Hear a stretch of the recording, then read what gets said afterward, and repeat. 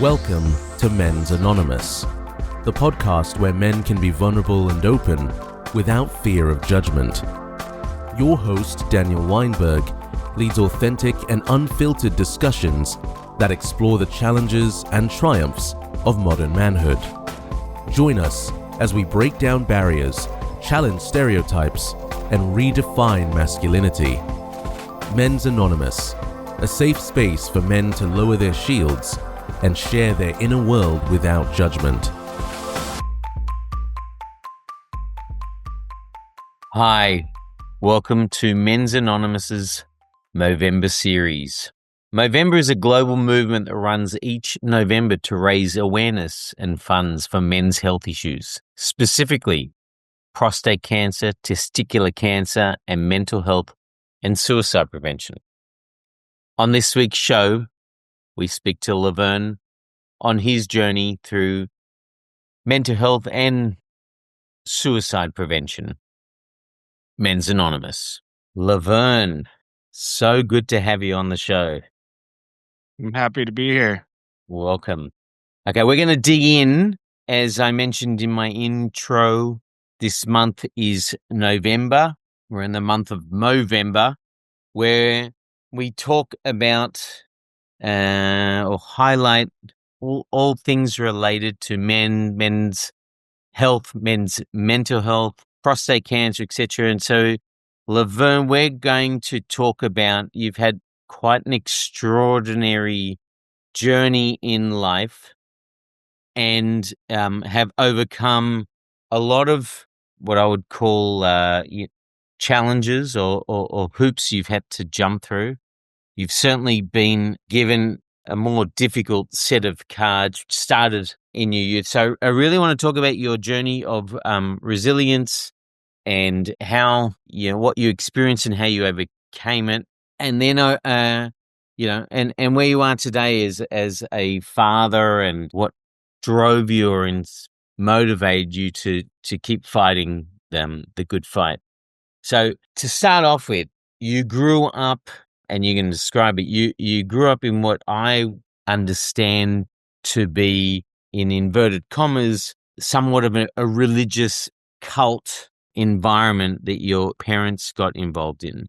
And I would say that introduced a lot of, let's say, negative or very, very challenging experiences, especially as a child. And you managed to escape it, which is also, I always find it's almost like it's what you see in the movies.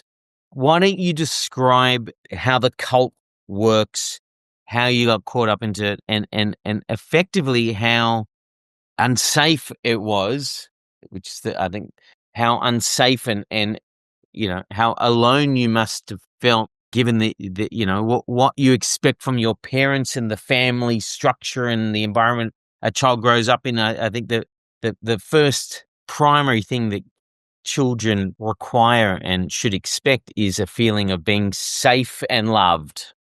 Okay. And my impression is that that is not what you got to experience as a child. So why don't you take us through how that all began?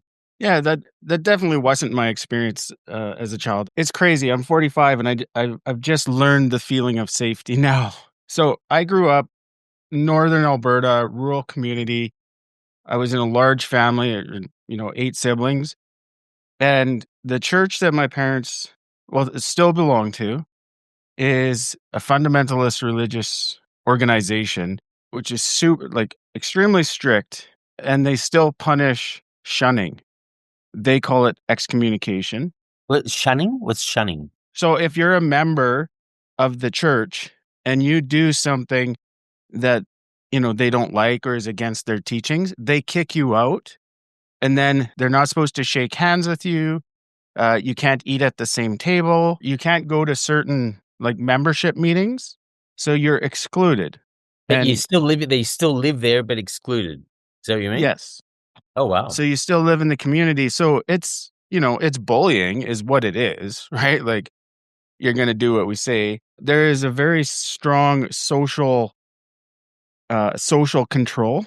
You fit in, or anybody that kind of veers away from the social norms, everyone just kind of shuns them naturally because they're scared of being involved with them, right? And so you learn from an early age that you can't think for yourself and you don't ask questions. And I always ask questions. I want to understand. And even as a little boy, I wanted to understand. And I remember asking questions at the age of 5 that the answers didn't make sense to me. And for example, they believe in God and Jesus and they celebrate Christmas, but you can't have Christmas decorations. And I'm like, why? Like, we celebrate, why can't we put up some Christmas lights? And I still don't know. The answer still doesn't make sense to me, right? And so that was the environment I grew up in. They have their own religious private schools, and they only go to grade 9 education. And they say the reason for that is to keep you humble. It's not, it's to control you and keep you in the community.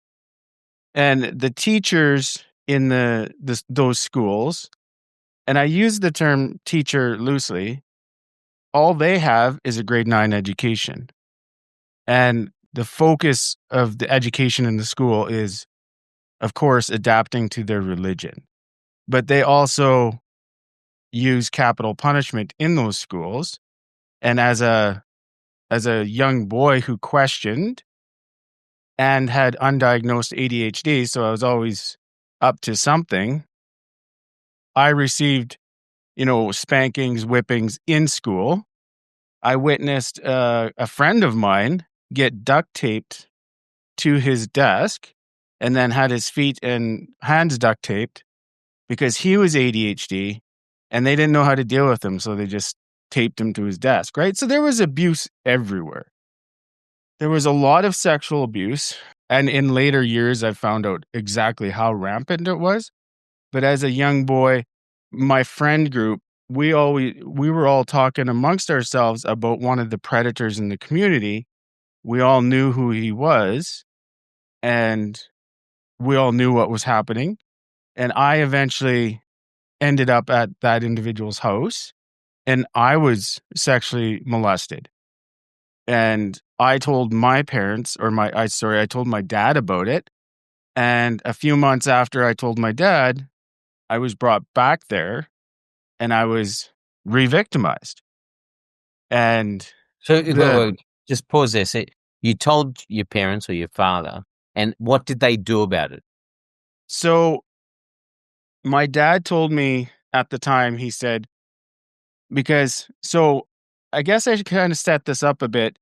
So anything sexually related in that community, there's a ton of shame about it.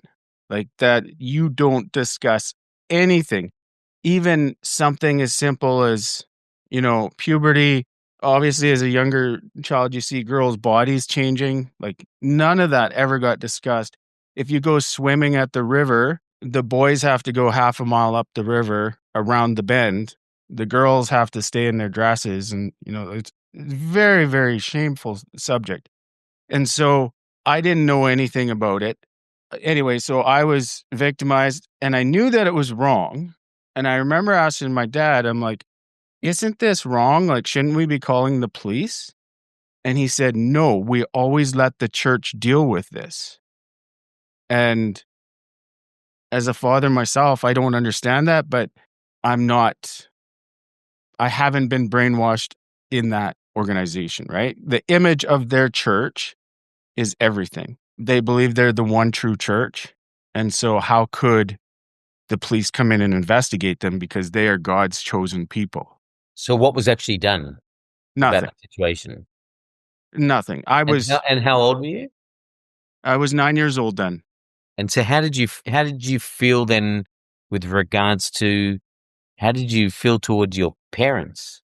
Like, There was a lot of anger, a lot of fear. After I was victimized the second time, the fear that I felt, because I knew a week or, several days ahead of time that we were going back to that house. And the fear that I felt leading up, and then the fear in the moments leading up to me being re-victimized has stayed with me for very many years. There's a full body, icy, paralyzing fear that you feel throughout your body. And I felt that fear or that like icy coldness in the center of my body for years. Anytime I felt that I would be rejected or abandoned, that fear would resurface. Wow. Right. And it even now, when I've dealt with it, and processed it many times, and now that I'm in a safe relationship where I know I'm safe, and she's proven it to me many times, I still get a fear of rejection and abandonment. It goes so deep. Yeah. Wow. Yeah. Wow. So yeah, there was a lot of anger. I had a lot of hatred towards that church. And growing up as a teenager with undiagnosed ADHD, so I'm a little hyperactive anyway, and I want my adrenaline rush. I did a lot of things, vandalism towards that church in, say 15, 16, 17 years old, because there was just so much anger at them. I understand the dynamics of it now and why nothing was ever done. It still happened. And I couldn't imagine my own boy, who's that age right now, being in that same situation and me not doing anything about it. Yeah. And so you built up the courage in your teenage years to jump ship. I did. How did you get the courage? How did you get the courage to do that? You left your entire family behind. I mean, I recall, if my memory serves me correct, did you leave with one brother or only, or you had something with one brother that he knew what you were doing?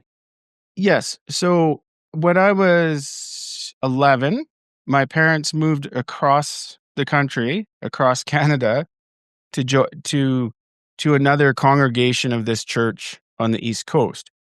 And I missed my friends so much that after a few years, I convinced my dad to let me go live with an uncle back where my life started, I guess. And I want to touch on that a bit because I always, starting when I was 13, I stopped wanting to go to church. Like I felt bad or like a bad energy every time I was at that building. And I realized later I was absorbing energy. I would get sick. I didn't want to go. I didn't want anything to do with it. And so starting when I was 13, I would lock myself in my room on Sunday mornings so I didn't have to go to church. There were a couple occasions I got, my dad tried to physically force me into the vehicle. But once again, image is everything. And he was terrified of having a son that wouldn't go to church. So I moved back when I was 15. I moved back and lived with an uncle on his farm in the community where I grew up. And it was much better, but I still didn't want to be there. It was much better than my home life. And my home life had been extremely violent during my childhood. I used to get punished very violently for things that I hadn't done, for things that my siblings wouldn't get punished for. And even sometimes I took the punishment for them. And so my home life, there was nothing. I shouldn't say nothing.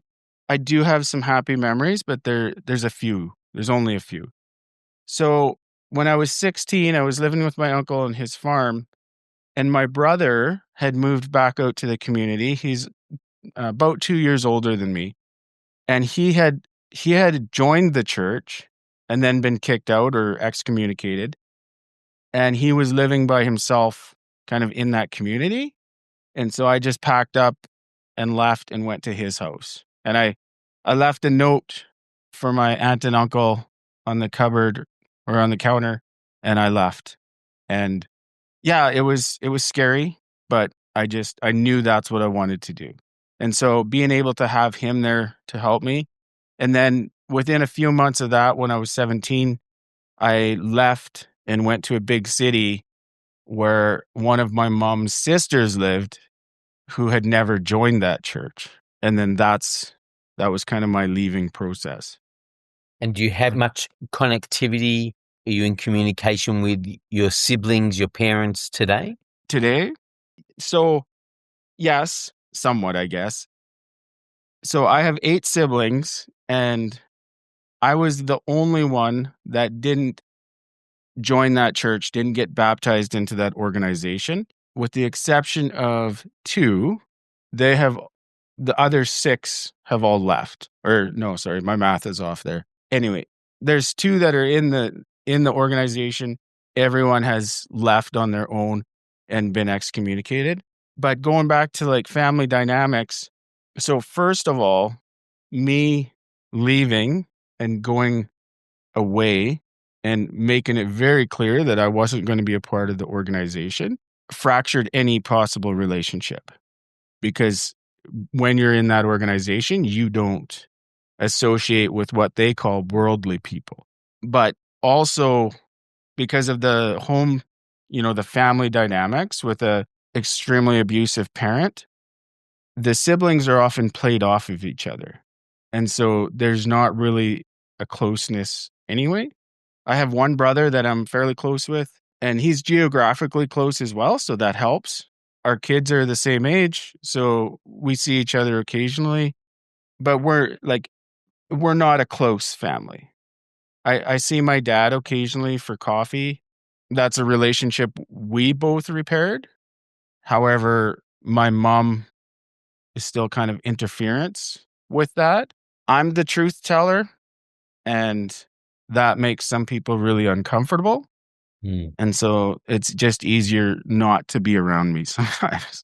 I mean, when things like this, which are so traumatic, happen at a young age, and as you mentioned before, it still to this day carries on into your life. I'm curious to know, the people you should trust the most let you down.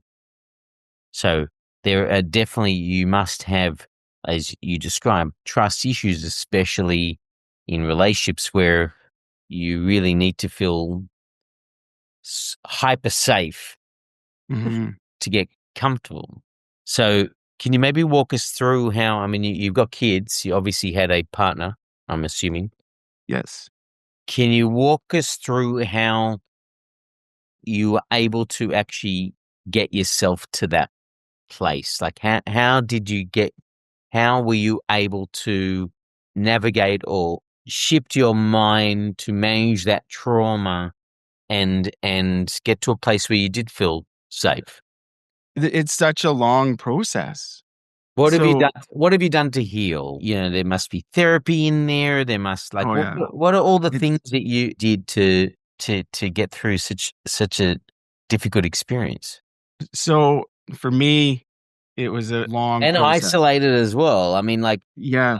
excommunicated from your family, thrown out into the world, which you really haven't had much exposure to. You've gone to the big city. It's like, there's a lot going on there. Well, yeah, I felt misunderstood or not, my whole life, a lot alone. When I was about 18, 19, I realized that the anger and the hatred that I had for that church didn't serve me. And so I didn't want to live as an angry person. And so, I don't really remember the process that I went through, but I made that decision and I stopped being so angry all the time. And you know what? I may have suppressed some of it. But I knew that I didn't want to be angry. Starting around in my late 20s, I began to realize that all of my experiences had given me insights and made me who I was. And so I started to realize that, okay, like maybe I can find some good in here, I guess. I guess. Yeah. Yeah. Look, And then what's the positive you can, as dark an experience as you have, what are the positives you can extract out of it? yeah. And I don't well, and then when I was 35, I went no contact with my mom. I realized that I needed to have peace, or I wanted to have peace in my life, and that wasn't going to happen if I was in communication with my mom. And she had never the catalyst for that was she had never acknowledged my sexual assault, Wow. or both of them. Your mother. Yes. But when I was 35, she brought it up in a context trying to hurt me. And let me tell you, it worked. I was enraged. I flew off the handle. Like, I saw red and I'm like, I'm never talking to you again. And so I blocked everything, emails, phone, everything. And, she tried to communicate, through my dad's phone number, but I could tell the difference in communication. I wouldn't reply. All the flying monkeys per se came out to try to convince me to get back in line and talk. And no, like I knew that was coming. I went through a mental health crisis in, well, 2017 to 2019, and I eventually went to therapy. And in therapy, I started realizing all the little ways that my childhood had affected me. And so that was and for the first time in my life, I had a professional telling me that I wasn't being selfish if I wanted to go to the gym. I was actually doing much needed self-care work, right? And so all these little tips started coming in, and I realized, oh, I can do this. I really should be going to the gym. And I started realizing that when I did go to the gym, I was feeling better just overall. Going through therapy really changed my life. I remember my psychologist telling me, she said, I was telling her a story, and she said, that's passive aggressive communication. I'm like, no, it's not. That's normal. Like, this is how everybody talks. And she's like, no, it's not. But passive aggressive communication had been so integral in my life. I thought it was normal. I grew up with it in my childhood coming A from. lot of learned behaviors. Yes. And I selected partners that were passive aggressive because Right. that was normal. Yeah, it's no wonder I experienced a mental health crisis because I had surrounded myself with, energy vampires that I thought were my friends or my lovers, whatever. So the journey of getting to that point, there's when you've been abandoned so many times in childhood, emotionally and physically, you learn to abandon yourself. And so When there you comes when you say that, you learn to abandon yourself. What do you mean by that? Like you just lose hope? Like what's the when like what does that mean? you give up yourself for someone else. Like So I did. you compromise yourself Yeah. for the other, you mean? You don't put Yes. yourself first. Is that what you're saying? Yeah, you put yourself last in many, like, when I experienced my mental health crisis, at the start of it and throughout it until I found a psychologist, I was giving everything I had at work. I would often put in, an hour or 2 hours of, so-called voluntary overtime every shift, stay late, whatever, just making sure that I, be the best that I could be. And then I would go home and I would do everything I could to prove my worth at home. And I felt the need to prove my worth. And, in a healthy relationship, you don't, feel that the other person isn't letting you feel that need. So I would come home and my time would be spent doing laundry, cooking, cleaning, all these household chores, and I never took any time for myself. I would work an evening shift or a night shift, and I would get up after, 3 or 4 hours to help with the kids when they had a stay-at-home mom. Like, I was literally abandoning myself in everything I did. And so it's no wonder that my mental health went sideways. So learning to, small steps, and I believe the first one that I started doing was just regular exercise again, 3 to 5 times a week, just going and getting some kind of workout in or exercise routine. Self-awareness was a big one, questioning why I thought and felt certain ways, like, why am I feeling like this? What's happening? Meditation became a huge part of my journey. Breath work, just the ability to sit still with myself, and which was terrifying at first Mm. because you don't like my whole life I'd been distracting myself from everything. And when you sit silently with yourself, all that starts to come up, and it can be quite terrifying. Um, so meditation, breath work, therapy, so much therapy. You know, we that therapy really helped me with the self-awareness piece and learning to question, or basically learning that everything I thought and did was almost was based on an abusive childhood. Like, I hadn't learned any positive self-talk, and which is huge. Catching my negative self-talk, well, being aware of it You and mean then like being ashamed of yourself, having a very harsh self-critic, just yes. talk, like telling yourself Mhm. how bad you are and you shouldn't do that, Yeah, absolutely. And the feeling that I was fundamentally flawed. Mm. So I clearly remember a time when I was driving home from work and my marriage wasn't doing well.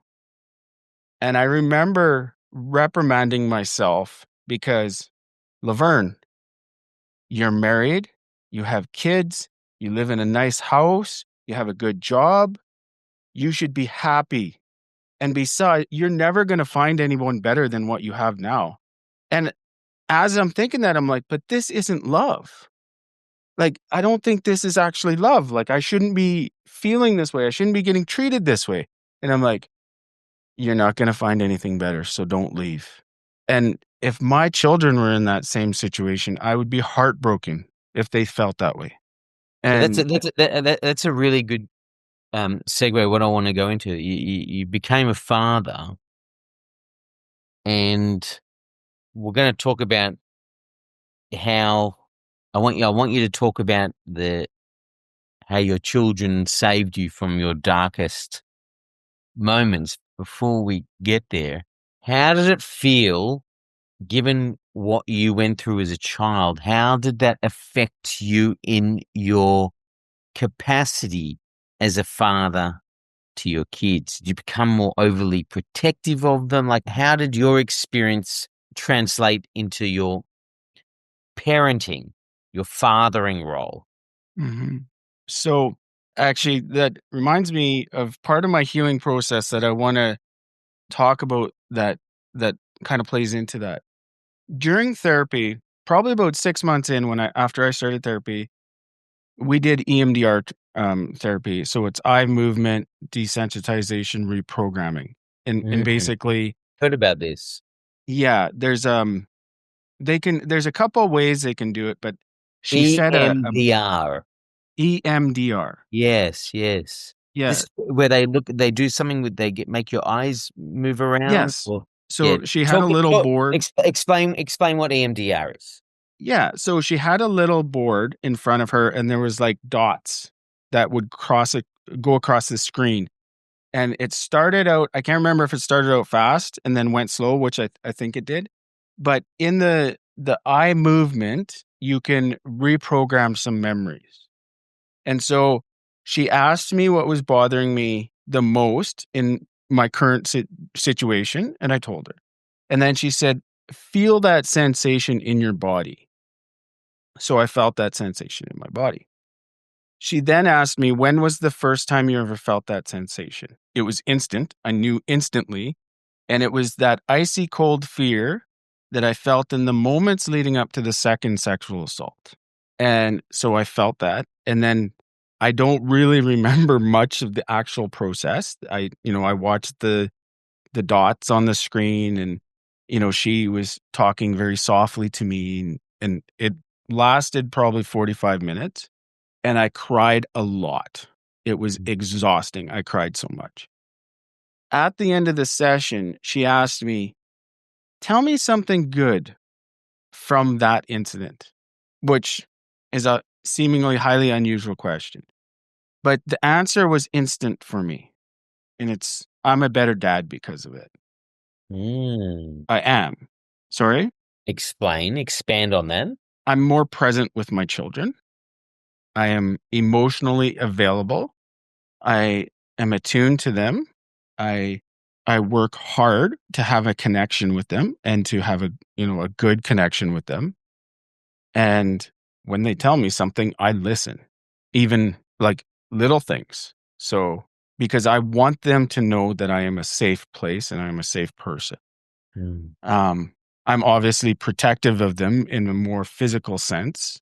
Yeah, but that has helped me. I don't think it's just that incident. I think my whole experience in childhood has made me a better dad. Well, I know it has.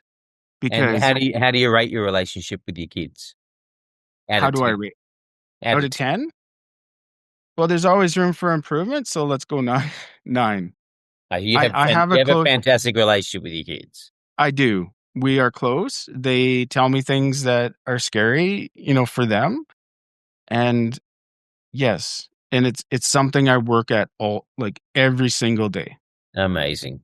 right? When you have contrast in your life, the contrast shows you what you don't want and what you do want. Mm. And so for me, You there's a pretty you big got the contrast. extreme contrast. Yeah. Yeah. So I know what I want for my children. So yeah, that kind of part of that healing journey. But how my children or have saved me is when I started going through my mental health crisis, I started being unable to sleep at night. And I started thinking about how horrible my work was and how there was no end in sight or no way out for me.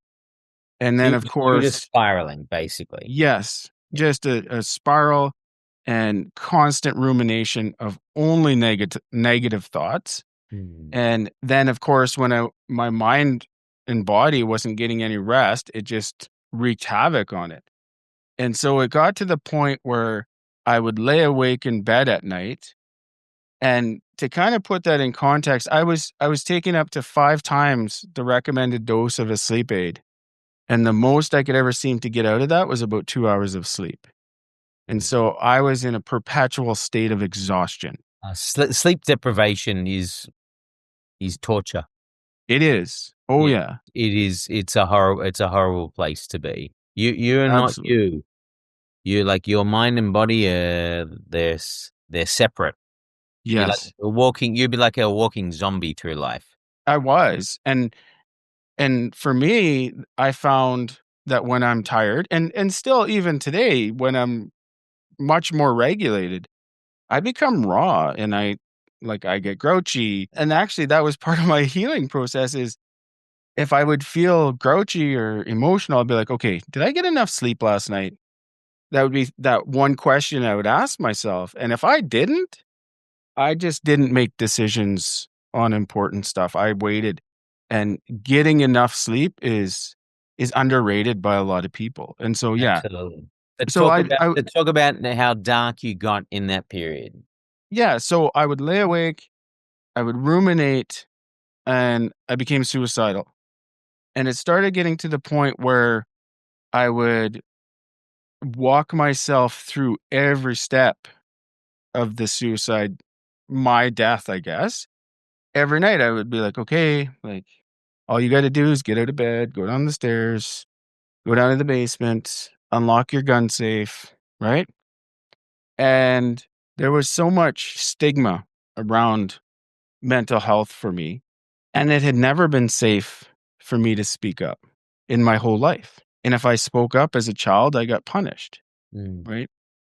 And so at that point I was working in law enforcement, And I had worked with peer supporters. Peer support at work. Yes, Yeah. peer support workers, Yeah. right? And, they had always said, if you're ever struggling, reach out anytime, anywhere, any place. And, I was told, I've been through, I've been through the shit myself. I understand.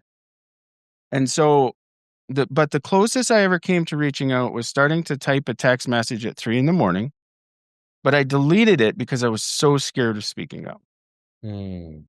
And Scared in how the other would respond, scared of because you're ashamed. Like what were you afraid of? I was terrified of how I'd be perceived. Okay. I was considered a leader at work. I knew, or I suspected, that it would affect my career negatively. I was not understanding suicide.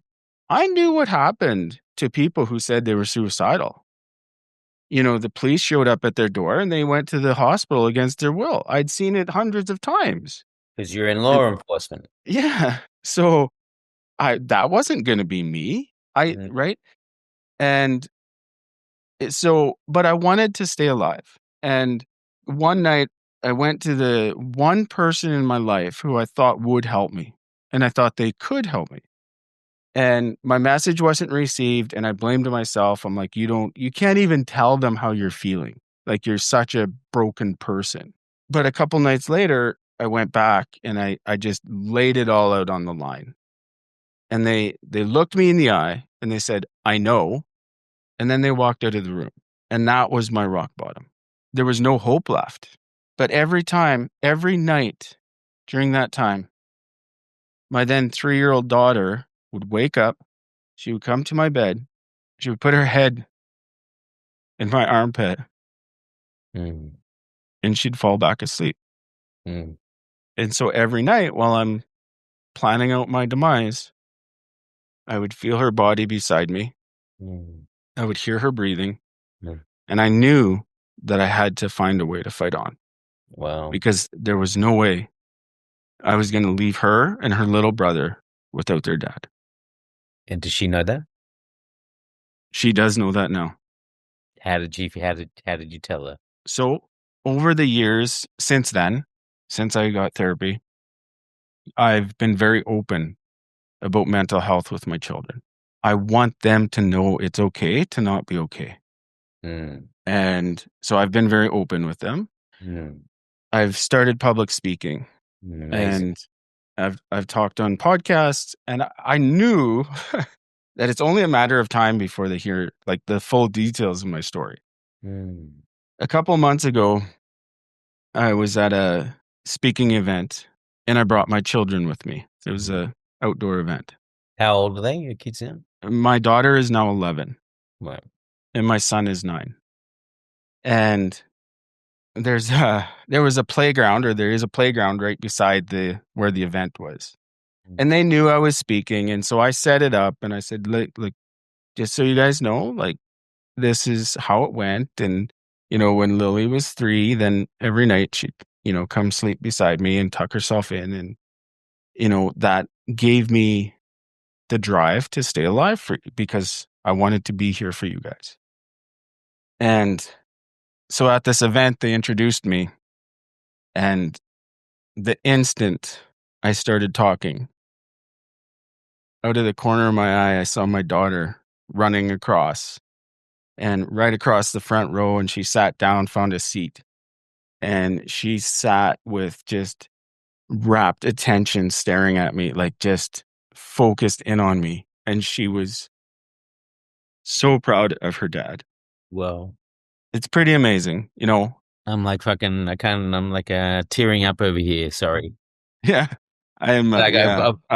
I've got the visual on your daughter staring up at you and you realizing, thank God I fucking fought hard for these guys. It was all worth it at the end, because you've been through so much that, like, I think you realize what your mission is. Your mission here is to, to be a role model for your kids, be a role model, in this space as well, to like let people know that no matter what happens to you, you can still take, you can still overcome, you can still take control of your life.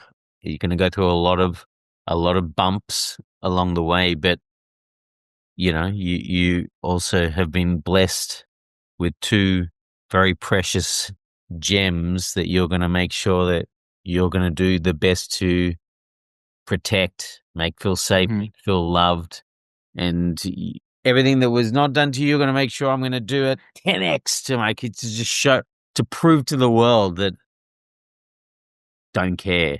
This is So much. what I'm going to do. And then talking about that contrast, I think that, having been in that dark place, Mm. and there's actually a moment that's frozen in time for me, or frozen in my memory. Mm. So my son was about a year old kind of when I'm going through that. And there was one day that I was sitting on the couch. I'm in the throes of my depression, my anxiety. I was experiencing, hypervigilance to the point of paranoia. I was, hostile many times. And my son I'm sitting on the couch, and my son's looking up at me, and he's tugging on my pant leg, and he's like, "Daddy, daddy, daddy."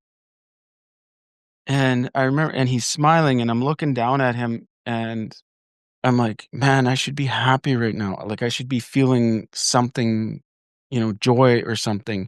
And I was just dead inside. Yeah. And yeah, numb. And, I felt bad about it. But having been there, and having, like, knowing how close I came to ending my life, and getting to experience the milestones of life with my children, and all the experiences I get to experience with them, it just adds so much more gratitude. Mm. And the present moment is so much more valuable to me.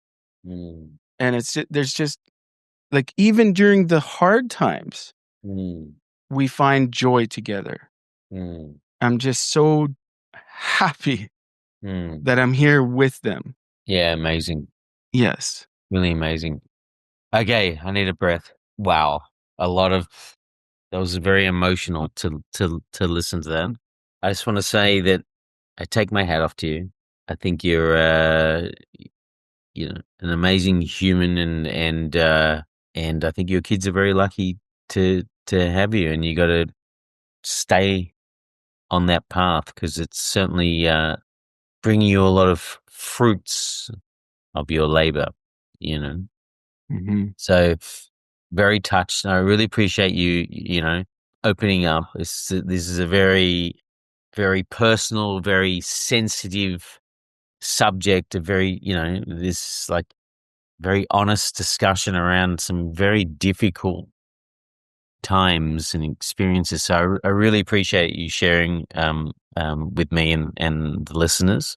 At the end of each of my podcasts, I ask my interviewees 5 questions. So I'm going to ask you, give me what this should be really interesting. I'm looking forward to these answers, because this is, let's see where this goes. Who would you like to say sorry to, given the chance? My younger self. Makes a lot of sense. What are you proud of being or doing in your life? Well, I don't know if you're looking for a superficial answer, but I'm Um, proud of being here for my kids. I was going to I'm say, proud of, I'm proud of being a dad. I'm proud of how far I've come, and how much I've healed, which helps heal them, or not necessarily heal them, but prevent them from going through the same stuff that I did.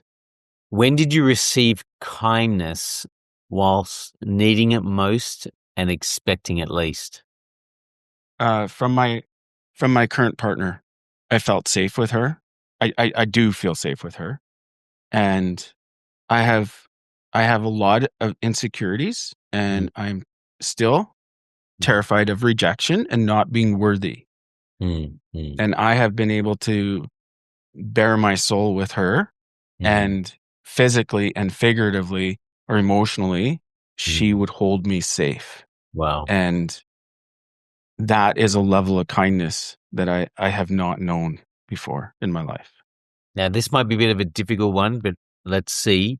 What did your mother or father teach you that you frequently remind yourself of?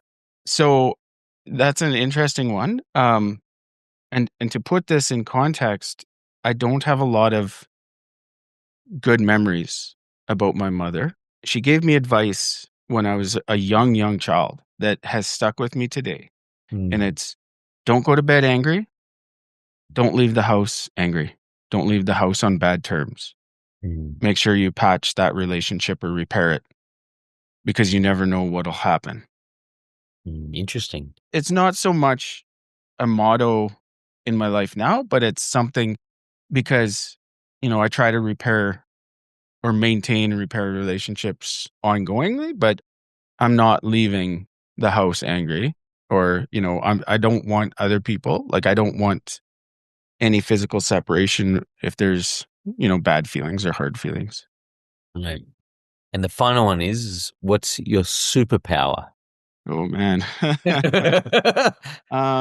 The one thing that I always try to do that I don't see enough of is try to understand where people are coming from.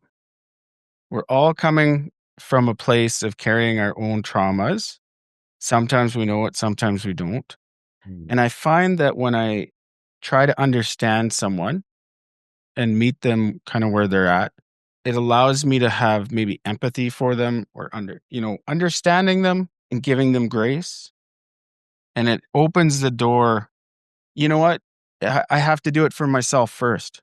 I have to understand myself first, which then allows me to show grace to myself, to love myself, and to show up as a better human and a better person. Laverne, thank you again. I really appreciate it. And thank you for coming on the show. Thank you for having me. That's it for this episode of Men's Anonymous. Thank you for listening. For more information on the Men's Anonymous podcast, including resources discussed in the show, visit mensanonymous.com. Join us next time as host Daniel Weinberg provides a non-judgmental space for men to voice their innermost feelings and thoughts.